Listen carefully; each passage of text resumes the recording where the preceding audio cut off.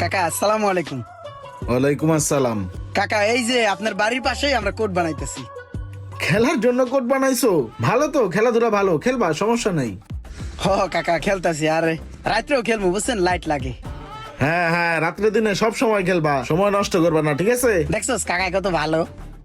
কাকা ওই যে কারেন্টের লাইনটা আপনার বাসার তো নিমুনে, হ্যাঁ কারেন্ট নিবি আমার বাড়িতে? হ্যাঁ, ফেসলে পেছুত নি তোর বাড়ির সম্পত্তি নেই যে তুই আমার বাড়িতে কারেন্ট নিবি?